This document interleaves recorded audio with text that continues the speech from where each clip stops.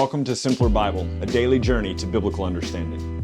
In episode 62 today, we're going to meet Gibeon, this city, the Gibeonites, and the conquest of the rest of the land. Now, really quickly, we did skip over chapters 7 and 8. You'll remember yesterday we talked about how God had said, don't take anything that's devoted to destruction. In chapter 7 of Joshua, you meet this guy named Achan, who the people are about to go to war against their second city, the city of Ai.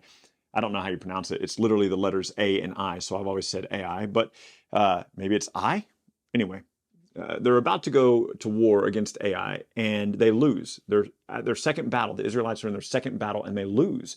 And Joshua gets down on his face, and he goes, God, like, why is this happening? This is one of 3 places in the Bible where God's like, why are you praying to me? You know what happened. And he says, Joshua, get up. He goes, there's sin in the camp. He goes, somebody stole the devoted things. And the rest of chapter 7 is about figuring out who stole the devoted things. And then Achan and his family are put to death for it because they dishonored God. They stole what they weren't supposed to take. And then they're burned with fire, and then a heap of rocks is piled up over them. And then chapter 8 is the redo of that conquest of that city. And so those are the 2 things that happen there. And then they've destroyed some other kings, and they've been kind of running through the cities and taking out these cities. So that's what we skipped in chapters 7 and 8. Today, let's look at chapter 9, verse 1. As soon as all the kings who were beyond the Jordan in the hill country and the lowland and all along the coast of the great sea towards Lebanon, the Hittites, the Amorites, the Canaanites, Perizzites, Hivites, the Jebusites heard of this, they gathered together as one man to fight against Joshua and Israel. But, these 7 nations are like, man, we got to fight against Israel. We got to stop them. But when the inhabitants of the Gibeonites heard what Joshua had done to Jericho and Ai, they on their part acted with cunning and went and made ready provisions and took worn out sacks for their donkeys and wineskins, worn out and torn and mended, with worn out patched sandals on their feet and worn out clothes, and all their provisions were dry and crumbly. And they went to Joshua in the camp at Gilgal, and they said to him, to the men of Israel, we have come from a very far country. Now make a covenant with us. So here's their plan. I want you to catch this. It's genius. So after they've seen Joshua or destroy Jericho and Ai, these other kings are like, oh man, let's get ready and let's go fight them. And so all these kings get together to go and fight them. And don't think really kings of nations. It's kings of people groups. It's kings of several cities. They weren't like huge nations. It was usually they were over a few cities. And so the Gibeonites, they're like, oh, heck no, we're not going to fight. We've already seen what they did to Jericho and Ai. So they put on their oldest clothes that are all mended and worn and patched, and their sandals that are falling apart, and their old wineskins that are crumbly and dry and broken. Basically, they're going to everybody in their sandal, like, look, get all of your stuff out of your at the bottom of your closet that you don't need anymore, your worst clothes, your worst sandals. If anybody has dry and moldy bread, please give that to us. And they get all these stuff and they travel. We're going to find out it's only a couple of days away. They're in the same land. They travel over to Gilgal and they're like, hey, we came from a very far away place. Now remember, Rahab's already told us that the whole land knows that they're supposed to be destroyed. And the Gibeonites are like, nope, we don't want that. Hey, we came from a very far away place. Look at how old our clothes are, and look at how worn out our shoes are, and look at how old and moldy our bread is. We came from really far away. Make a covenant of peace with us. It's genius. It's cunning, but listen to what it says, verse 7. But the men of Israel said to the Hivites, perhaps you live among us, right? This is the only smart thing they do in this chapter. Perhaps you live among us. Then how can we make a covenant with you? But they said to Joshua, we're your servants. And Joshua said to them, where are you? Where do you come from? They said, from a very distant country your servants have come, because of the name of the Lord your God. For we have heard a report of him and all that he did in Egypt, and all that he did to the 2 kings of the Amorites who were beyond the Jordan, to Sihon the king of Heshbon, and Og the king of Bashan, who lived in Ashtaroth. So our elders and all the inhabitants of our country said to us, take provisions in your hand for the journey, and go and meet them and say, we're your servants, come and make a covenant with us. Now look, here is our bread. It was still warm when we took it from our houses as our food on the day we came out to you. But look how dry and crumbly it is. This is all a ploy. This is all a scam, right? These wineskins were new when we filled them, and behold, now they have burst. And these garments and these sandals of ours are worn out from a very long journey that we took over the weekend. It's crazy, right? I mean, they're not very many miles away. How many miles are you going to walk in 3 days, right? Like they've just come a couple of days away. So the men, look, here's what Joshua and his men do, verse 14. So the men took some of their provisions, but did not ask counsel of the Lord. So the men took some of their provisions, but didn't. So they tested the wine, they tasted it, they ate the bread. They're like, yep, it's dry and moldy. Yep, the wine's pretty bad. And so Joshua made peace with them, made a covenant with them, and let them live. And the leaders of the congregation made an oath to them. At the end of 3 days, after they had made the covenant with them, they heard that they were actually their neighbors and that they lived among them. And the people of Israel set out and reached their cities on the third day. Now their cities were Gibeon, Sapphira, Beeroth, and Kiriath Jearim. But the people of Israel did not attack them because the leaders of the congregation had sworn to them by the Lord, the God of Israel. And all the congregation murmured against the leaders of Israel. But the leaders said to the congregation, we have sworn to them by the Lord, the God of Israel, and now we may not touch them. So God has told the Israelites to destroy everybody who lives in this promised land. And the Gibeonites, what do the other kings do? The other kings get their battlements ready. They're ready for war. The Gibeonites are like, hey, let's put on our oldest clothes, take our oldest and moldiest bread, and let's trick them and say we came from a faraway place, make a covenant with them, and maybe they'll be nice to us. Now, a couple of things. They do clearly make a covenant with the Gibeonites. This is not the last we'll see of the Gibeonites. In fact, one of the things that we see about the Gibeonites is that King Saul, who's the first king of the unified Israel, King Saul seeks to put the Gibeonites to death. And that's that. We're talking like nearly 400 years later, 350 at least years later, when Saul becomes king, and he seeks to put the Gibeonites to death because they're the foreigners who live among him, and so he seeks to put them to death. And in the days of David, there's a famine in the land. David's the second king of unified Israel. And David comes to the Lord and he goes, God, why is this happening? Why is there a famine in the land? And he goes, because of what Saul did in wickedness to the Gibeonites. And so there's this whole story where David seeks to make that right to the descendants of the Gibeonites, and you'll see that in 2 Samuel 21. The other place that you'll see this is in 1 Chronicles and 2 Chronicles, that the city of Gibeon is a high place that people use as worship, and it's a place where they will authentically at times meet with the Lord, and then it later becomes a place that they'll use for idol worship. So Gibeon, we'll see this city over and over in the text. So verse 20 says, this is what we'll do to the Gibeonites, to let them live, lest wrath be upon this, because we swore an oath to them and made a covenant with them. And the leaders said, let them live. So they became cutters of wood and drawers of water for all the congregation, just as the leaders had said of them. Joshua summoned the Gibeonites and said to them, and I love this, this is a dumb question, Joshua, but look what he says in verse 22. Why did you deceive us? Why did you say you're very far away from us when you dwell among us? What's the answer to that question? Because if we don't trick you, you're going to kill us. Joshua's like, I don't understand why you would do this. Why would you deceive us? Because if we don't, you kill us. That's the other option here. He goes, so of course we tricked you. I've always thought this was not Joshua's best moment. It just is kind of funny, Anyway, maybe you don't find it funny. I find it hilarious that this is even a necessary question. So Joshua says, now therefore you are cursed, and some of you will never be anything but servants and cutters of wood and drawers of water for the house of my God, which is beautiful because the tent of meeting is that's what they're going to serve. They're going to end up serving the tent of meeting and cutting all the wood and doing all this. And they said to Joshua, because it was told your servants for a certainty that the Lord your God had commanded his servant Moses to give you all the land and to destroy all the inhabitants of the land from before you, we feared so greatly for our lives because of you and did this thing. So they knew what God had declared to Moses. They knew that, just like Rahab knew that. And now behold, we're in your hand. Whatever seems good and right in your sight, do to us.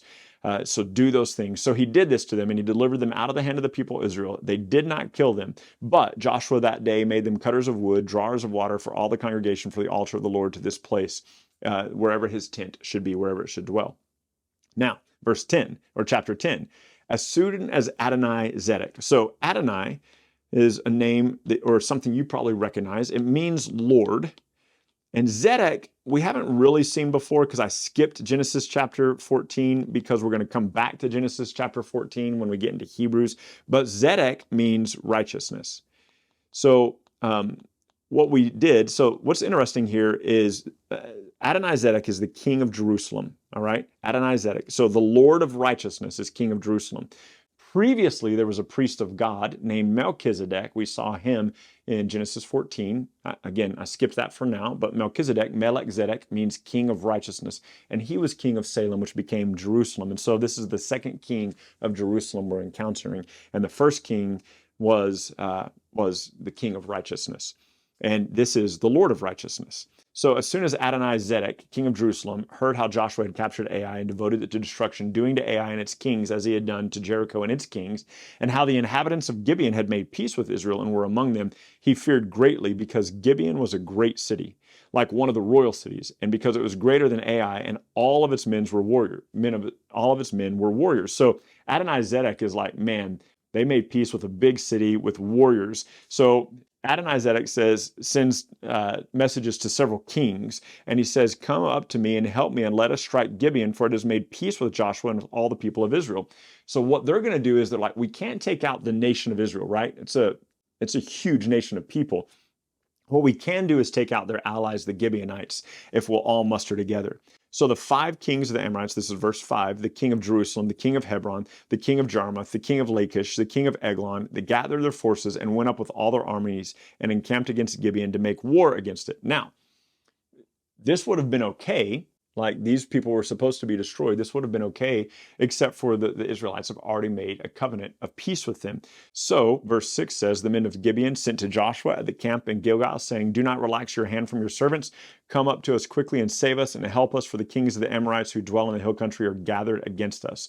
So Joshua went up from Gilgal, he and all the people of war with him, all the mighty men of valor. And the Lord said to Joshua, do not fear them, for I have given them into your hands. Not a man of them shall stand before you. So here's what's kind of interesting. God has told Joshua to go into the land and destroy all these kings. And what ends up happening because of the covenant of Gibeon, God kind of uses that, and he gathers all these kings that they're supposed to destroy, that Joshua's supposed to destroy, to one place. And then God says, now we'll destroy all those kings. And so should not have made a covenant with Gibeon, but it works out because now you're not having to go to all these other cities to destroy all these kings. They've all been gathered together in one place, and Joshua will destroy them. In verse 9, it says, Joshua marched all night long from Gilgal and came upon them suddenly, and the Lord threw them into a panic before Israel, who struck them with a great blow at Gibeon, and chased them by the way of the ascent to Beth Horon, and struck them as far as Azekah and Makkedah. And they fled before Israel while they were going down the ascent of Beth Horon, and the Lord threw large hailstones from heaven on them as far as Azekah, and they died. There were more who died because of the hailstones than the sons of Israel killed with the sword. So as they're fleeing, and again, Jericho, walk around the city and yell, right? In this battle, it's like, chase the people away and I'll throw big rocks from heaven and we'll knock out the bad guys. We see that again in the 7th bowl of judgment in Revelation 16:21, that God throws down hailstones on the people to kill him, those who have rebelled against him. At that time, Joshua spoke to the Lord in the day when the Lord gave the Amorites over to the sons of Israel, said in the sight of Israel, sun, stand still at Gibeon, and moon in the valley of Ajalon. And the sun stood still, and the moon stopped until the nation took vengeance on their enemies. Is this not written in the book of Jasher? So the book of the upright is what some of your translations will say. And so one of the things I want you to note is this is mentioned twice. The book of Jasher is mentioned twice in the scripture. It's mentioned here. It's mentioned in 2 Samuel 1:18. I want to encourage you not to probably spend any time on it. There is a book called the Book of Jasher. You can go and find it. This book of Jasher would be something that Joshua's familiar with, would be something that David is familiar with 400 years later. This is an old book. The oldest manuscripts that we have of the book of Jasher are only like 700, 800 years old. It's relatively new. We don't have anything very old. The earliest church fathers did not consider the book of Jasher a book to be considered. And so just be cautious. I wouldn't investigate it too much, but if you're wondering what is the book of Jasher and you have follow-up questions, let me know. So it goes on to say in verse 14, there's been no day like it before or since when the Lord heeded the voice of man, for the Lord fought for Israel, and Joshua returned and all Israel with him to the camp at Gilgal. So the kings flee, and Joshua strikes these kings, puts them to death, and that's kind of the end of that chapter. But chapter 14, I want you to see something really quickly here, because we're skipping forward. We've just skipped chapters 11 and 12 and 13, where the land is being conquered and the kings are being destroyed, and the land is beginning to be divided. And so the people of Judah came to Joshua at Gilgal. Caleb comes to him, and this is very key because it's going to give us our timeline again. And so chapter 14, verse 6, Caleb says to Joshua, you know that what the Lord said to Moses, the man of God in Kadesh Barnea, concerning you and me. I was 40 years old when Moses, the servant of the Lord, sent me to spy out Kadesh Barnea, to spy out the land. And I brought his word up against him as it was in my heart. So Caleb was 40 when he spied out the land. But we know that when they spied out the land, they'd already been out of Egypt for a year, which means Caleb was 39 when they left Egypt, okay? And then he goes on to say this, verse 10, now behold, the Lord has kept me alive, just as he has said, these 45 years, since the time the Lord spoke this word to Moses. So since the time I spied out the land, it's been another 45 years. And he says this, he says, while Israel watched in the wilderness, now behold, I am this day 85. So he's 85 years old. So they spied out the land, right? They spied out the land. He came out of Egypt when he was 39. He spied out the land when he was 40. 39 years later, they come into the promised land. He's now 85, which means that they have been 6 years in the conquest of the promised land. That's how long the conquest of the promised land took. I don't have time to map it all out for you now. If you have follow-up questions, I'll put some of this in the blog as well for a little bit more details if you find this confusing. But 6 years is how long it took Joshua and the people to kind of conquest the promised land. And so what's going to happen for the rest of the book of Joshua, it's very tedious, is he's going to divide up the land. He's going to give Judah a portion that is almost equal to the rest of the tribes in total. Judah gets a massive portion. There are refuge cities appointed on both sides of the river for the Levites. And then there are 48 cities given to the Levites out of all the other tribes of Israel. And it is a lot. There's just a lot. It's city after city, designation after designation, border after border. And I encourage you to read it. There's some interesting things in there, but I'm not going to spend 3 days reading name after name after name and giving you all the names of these cities. So the land is divided, and Joshua is going to be coming to the end of his life, and we will get to the conclusion of Joshua tomorrow. If you want to read ahead, it'll be Joshua 22 through 24. How long did it take them to divide up the land? How long did it take them to conquest and to overthrow the people of the land? About 6 years. And so thanks for watching today, and we will see you tomorrow. Thank you so much for journeying with us today at Simpler Bible through another section of Scripture where we come to know and understand God a little bit better. Look, if you're brand new to Simpler Bible, we have all sorts of resources available for you. Go to our website, simplerbible.com, and there you can find these videos, you can find our podcast, you can find links to our social media, and you can even find a blog post with additional scriptures if you want to go into a little bit more study than we had time to cover in this podcast and video today. We hope that this tool will be exactly that for you, a tool. Not something that replaces your daily walk with God, but something that enhances your daily walk with God and helps you to know and enjoy Him more. Thank you so much for being part of this, and we'll see you again tomorrow.